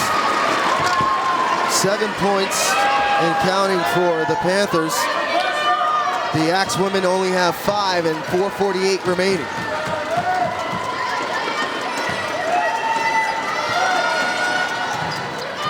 And Reese goes 1 for 2 and a battle for the rebound as Adams gets knocked to the floor there, but she'll be called for the foul. And she was in a battle underneath for that loose ball with Ellsworth. So Lynn Harvey's not happy. The jacket is off. And when that jacket's off, he is business. He means business. He is not happy at all. Well, I think both coaches have had times during this game where they felt that things were a little unfair. And in that way, it evens out, really. Ellsworth will step up. They're over the limit, Acadia. As the Panthers will shoot free throws the rest of the way. And Ellsworth knocks down both. And now we've really got a ball game going here. It's a 6-point lead. Screws really starting to tighten here for the Axewomen. They need a bucket desperately here on this possession. The Panthers are digging in defensively. Pump fake there by Rice. And she draws the foul. She'll go to the line to shoot 2. Great decision there by Kelsey. Well, yeah, and the pump fake works. When you have a shot blocker like Carolina Del Santo, you need to shot fake her so that she jumps and then you can get some space to shoot it. And that's what Kelsey did real well. And that's a veteran move to pump fake. That's why you pump fake, so that the defense moves out of position and they're not able to block your shot. Uncharacteristic miss there by the Axewomen. 2 big misses up to that point, but gets the rebound and then turns it over. Baxendale back the other way. Baxendale in transition. She'll take her time. McDonald getting back. Baxendale gets in tight, and it's last touch by Baxendale. And it's Matt Gamblin's turn to complain about the officiating. Well, yeah. That might have been a good call there. She was Haley losing had it her on the way arm. up. Yeah, and Haley had her arm up. But again, where's the ball movement? Where's the team play? So an empty trip for the Panthers after the two missed free throws. As Acadia was shooting the lights out from the charity stripe. Here's Adams with the three. Left it short. Ellsworth battling Adams all the way up the court. Ellsworth going to work, splits the D, gets it knocked away, but she's fouled on her way to the rim, and that might be number 5 on Hack. Yeah, you got to move your feet. And the other thing is Ellen Hatt's not down in a defensive stance. So when you're standing straight up like that, it's physically impossible for you to move your feet on to stop penetration. You need to be down in a stance. So timeout for Acadia here. Hatt's night is done. She's got 10 points, but she's exited this game. That's a huge loss for Len Harvey. Subway restaurants, tossed in a savory glaze infused with a blend of soy, mirin, gochujang paste, and sesame oil. It'll be like you're discovering pulled pork all over again. Subway, the official fuel of the AUS. So we got a dandy brewing here in semifinal number 2 this afternoon between the Axewomen and the Panthers. Basketball fans, just a friendly reminder that there is nothing wrong with remembering today's game. Keep It Social, a partnership between Atlantic Canadian universities and liquor jurisdictions that's all about helping students make responsible decisions when it comes to alcohol. Check out keepitsocial.ca to see what it's all about, and be sure to keep it social at today's game. So Len Harvey calls a timeout, Augie. It's a 2-possession game here, and it's been back and forth in the 4th quarter.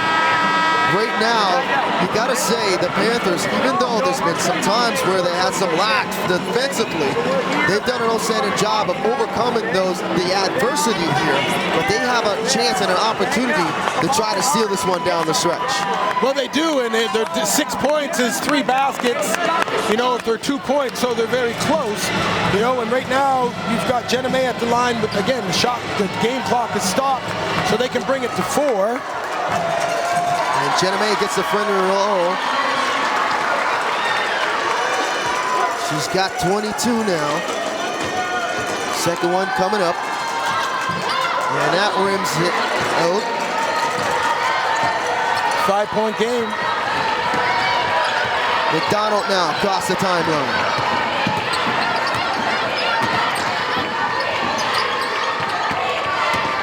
Vino. McDonald from way out. Bang! And McDonald forces a timeout called by Matt Gamblin. Man, oh man, that was out in the parking lot. Number 5 for Haley McDonald. She has been magnificent. What can you say? My goodness. This is when in NBA 2K they put that fire symbol underneath of the player. Look how far, that's NBA. Boy, kudos to you, Haley McDonald. Like that, she's shooting out where NBA players, honestly, literally, she's shooting from the distance of NBA. And her hand is on fire. Like that is, I mean, this is so impressive around the confidence level. And the thing is that she's shooting open shots. She's not forcing shots. She's shooting open shots. Well, when you're that far out, you're usually open. But that's within her range. And we often talk about your shooting range. And that's her shooting range. Out near the PepsiCo sign. Man, oh man, I tell you what, she has been outstanding and she has been the difference. McDonald lighting up the scoreboard and lighting up the hearts of the Acadia faithful this afternoon here. Well, she has 42. Outstanding, and that's a school record. That's a James Harden 42. That's a very difficult James Harden. And let's check in with Alan April. Guys, Haley McDonald just broke the Acadia school record. Paloma Anderson had a 41-point performance back in 2016. It's the most scored ever in an AUS playoff game. Back to you guys. Outstanding. As Haley McDonald single-handedly has put her team on her back this afternoon. But a lot of work still left to get the job done. McLaughlin, that rims out. Adams on the floor, and she'll win that 50-50 battle. So McLaughlin unable to get that one to fall. And, you know, Len goes through a real nice strategy. Yesterday when he was up, he started to zone press. He did that as well here. So even though they're up, they're putting pressure on the team that is down to navigate a half-court zone trap. And that changes the flavor. And that's a really nice coaching move down the stretch of a game. So it was a 2-possession game and a 6-0 run here for the Axewomen, as McDonald able to draw the foul on Ellsworth, and she'll go to the line to build on her school record. She'll step up to the free throw line. Okay, and I do want to point this out, is that the fouls, and I want to make this quite clear, Acadia has 22 fouls, and PEI has 16 fouls called against them. And this is just for the people watching when you're saying it's unfair and those type of things. Acadia's been called more fouls than PEI has against them. So McDonald goes 1 for 2. She's got 43 now.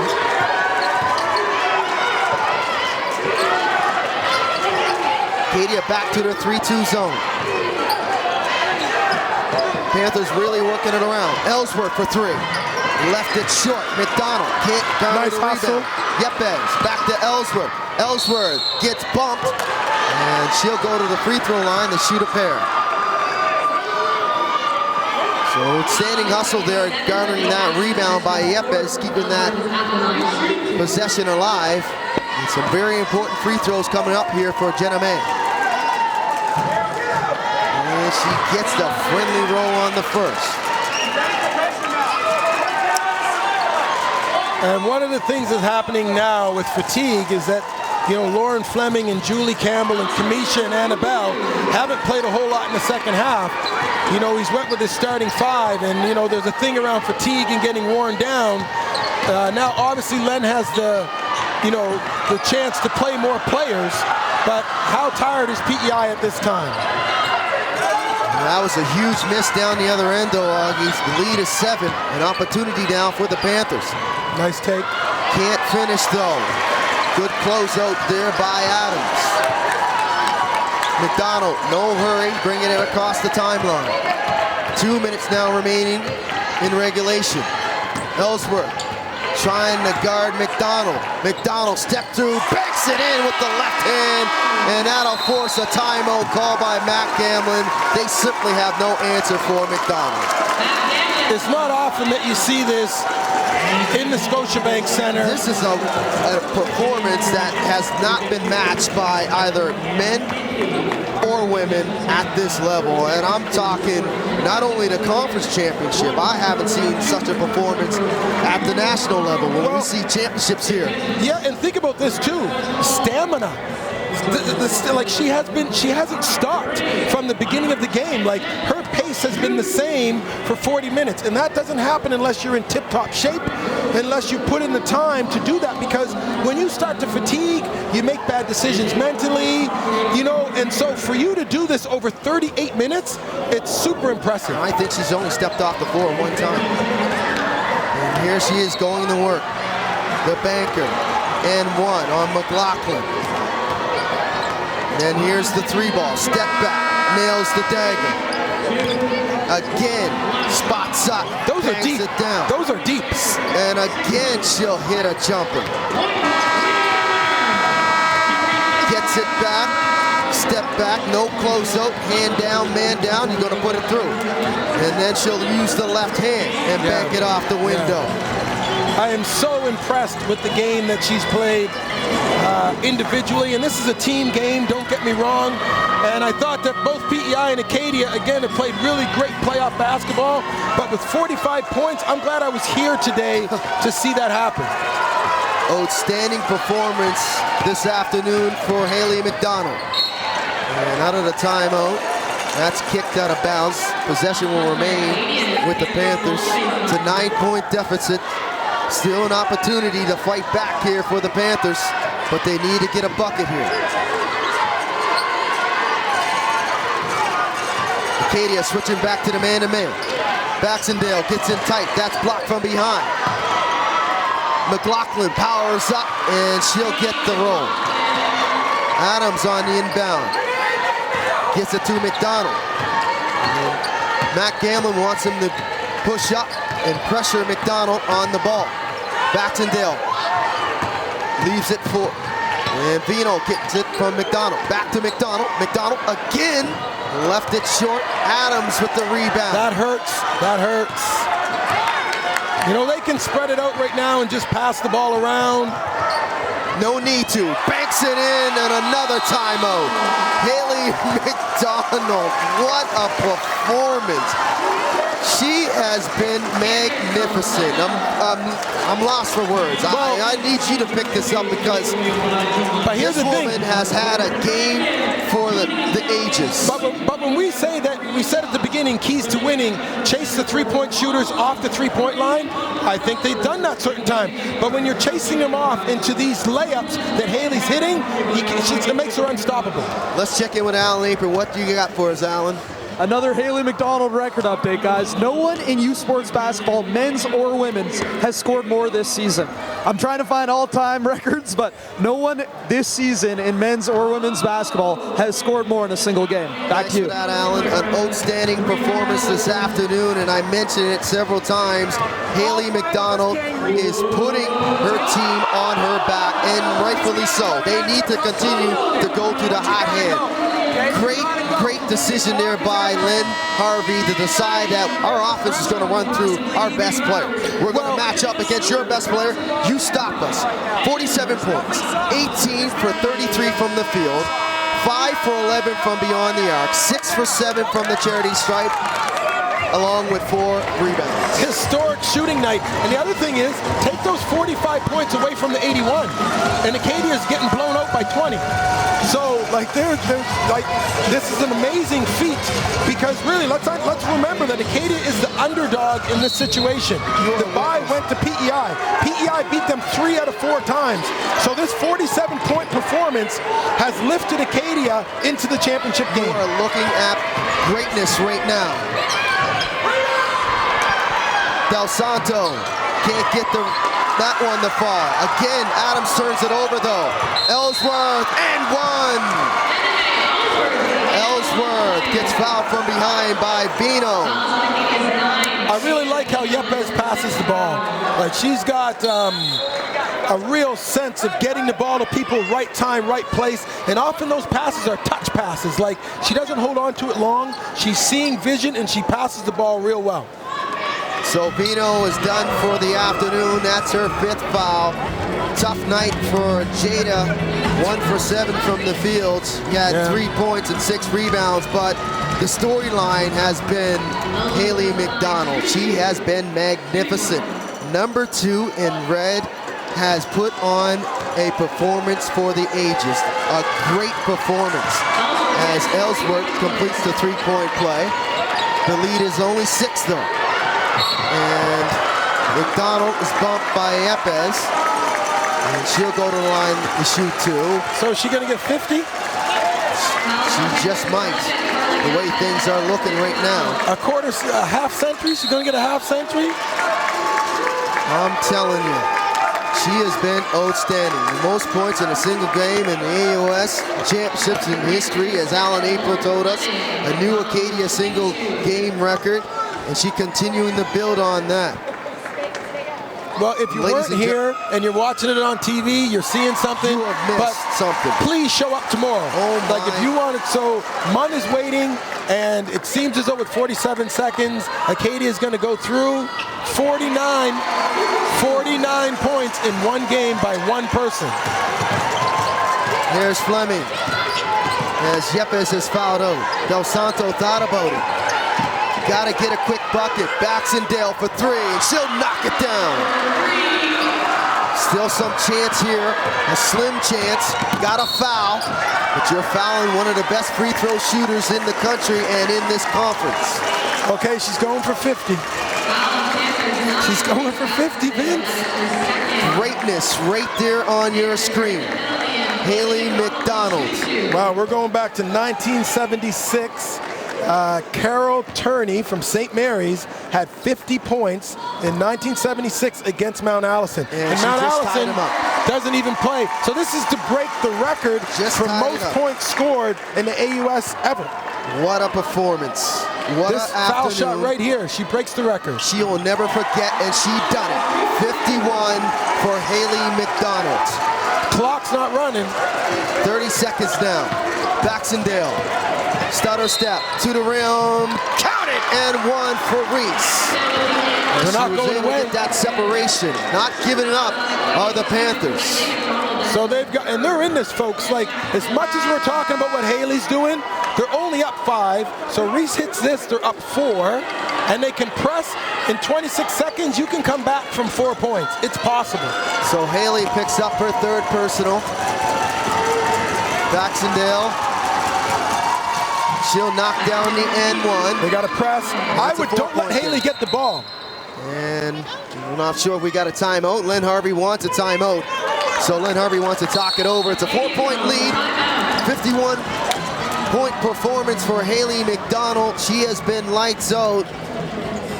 Not many words you can describe on her performance this afternoon. Nothing but greatness. Well, and I can't stop smiling. Like, it is such a, you know, she started out hot, and I'm like, okay, she may get 30 tonight. Okay, well, oh wow, she's on the way to 40. But these were not bad shots. Like, when you look at the 33 shots she took, they were 3s within her range, and she's got a deep range. They were drives when people chased her off the 3.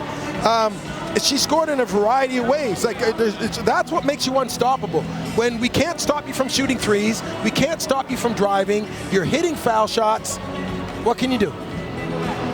She has been outstanding this afternoon, Augie, and man, she is top billing. If you missed this, if you're just joining us here on TV1, you have missed a performance for the ages. I continue to say it, but it's been outstanding. Some balanced scoring in the quarters for McDonald. 15 in the first, 4 in the second, a little bit of a low, but that didn't stop her.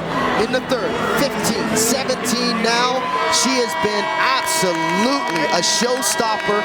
It's the greatest performance here by a woman or man here at the Scotiabank Centre. Ever. It used to be the Metro Center. Look at that stat line. Jeez, not a single person on the planet, male or female, has had that. Here in this place. Not in this building. No. Incredible. And I'm happy to say I was here. When this happened, I was sitting here watching it. So 26.3 remaining. The all-important inbound as the ball's advance after the timeout. McDonald's bottled up. No foul. Fulton. Adams. And Adams is bumped out of bounds there by Fleming. McLaughlin is there as well, but great ball handling and being strong with the basketball for Len Harvey's club as they're able to eat a little bit of the clock here. Well, yeah, and really nice play call, because make sure in the out of bounds play you get the ball in the hands of Haley McDonald, of course. But what I like that PEI did, well, they might, you know, at that point when we say trap but don't foul, they did that, but that ate up like 5-6 seconds. So you might want to, but do you foul Haley and send her to the line to go to 53? So that might work out because Lene only hit 1. 1 for 2, 15.9 seconds remaining, 2-possession game. Ellsworth to the rim, she's fouled, and she'll go to the line to shoot 2. So Jenna May will step up and shoot a couple. Decided not to pull up for 3 with 11.6 seconds remaining. I would say she's trying to get the quick bucket. That might have been the right decision. No, it is the right decision because, again, you can score. Well, she missed the foul shot, but you can score with no time. And so even if she hits this one, they're down 4.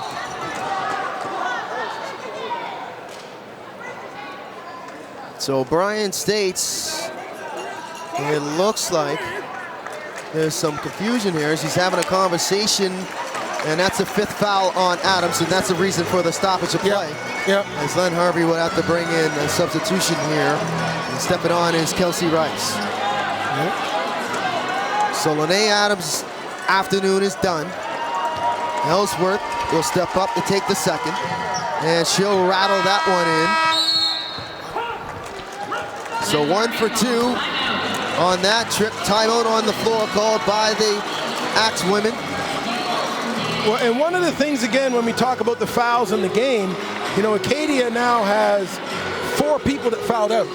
So Ellen Hatt fouled out, Sarsha fouled out, Jada Vina fouled out, and now Lene Adams fouls out.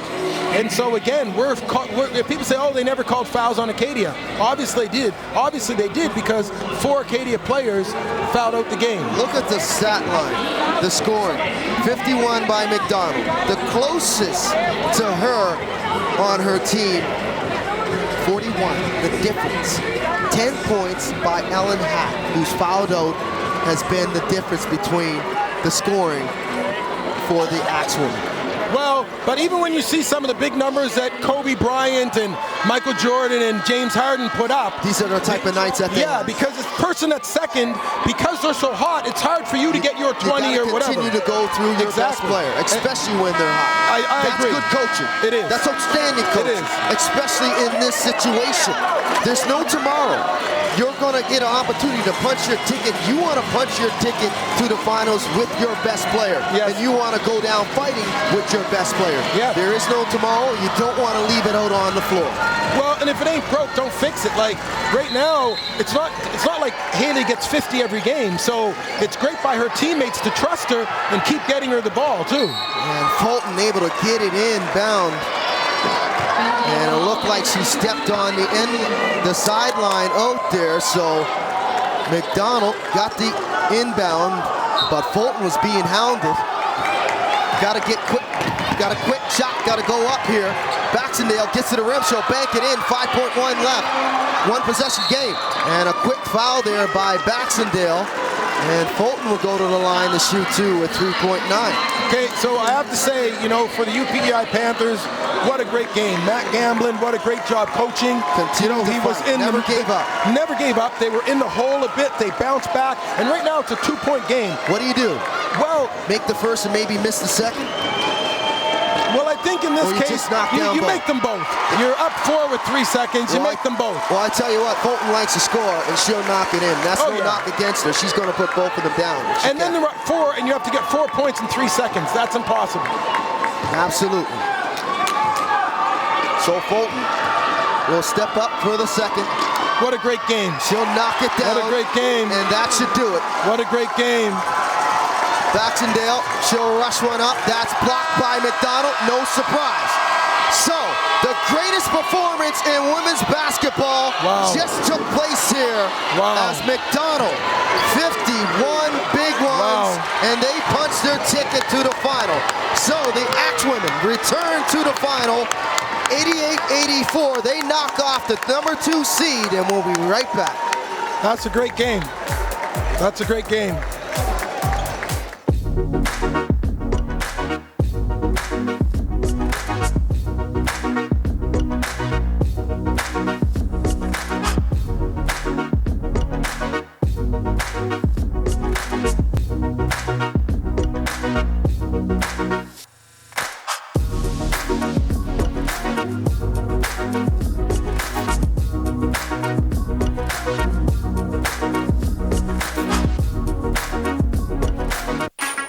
Sweat. It says I was here. I worked here. It says I only have so much to give before I have to take. What I lose, I want to get back. Sweat says, I earned this. Gatorade, created to help replace what you sweat out. The Acadia Axewomen are moving on to the final, 88-84 over the UPEI Panthers, and in large part thanks to Haley McDonald. Haley, you might have just heard 51 points. You set an all-time AUS single scoring record. What are you feeling right now? I'm just so happy. My team says it all. They're the best. I had a blast. Today was amazing. The crowd was amazing. There's nothing like this feeling. We cannot wait to play tomorrow. We're so excited. Absolutely. I just want to ask, how you're feeling. You only scored 4 points in the second quarter, but you had 32 in that second half, and your team needed every one of them. How big did the basket look for you going into that second half? You know what? I just knew I had to keep doing what we were doing. We had a really dominating first half. We just wanted to keep doing what was working. I mean, nothing beats this. I can't describe it. It's amazing. and you're heading into the finals for the second straight year, this time having played 3 games in 3 days against the Memorial Seahawks. What does your team need to do over the next 20 hours or so to regroup and prepare for tomorrow's final? We got to keep doing what we're doing. We have tons of energy. We're so ready. You know what? We just got to go. It's amazing. Thank you. I'm going to be with my team. Well, an amazing record-breaking performance for Haley McDonald today. We're going to send it back to Vince and Augie to wrap it up. Guys? So the bracket is set. We're set for the final tomorrow afternoon at 1 p.m. here at Scotiabank. It'll be the Acadia Axewomen and the Memorial Seahawks, number 5 versus number 3. So that'll do it here for the women's bracket. For my producer, Ed Middleton, and the entire TV1 crew, and of course, Augie Jones and Alan April, I'm Vince Williams saying so long from Halifax. We'll see you tomorrow afternoon.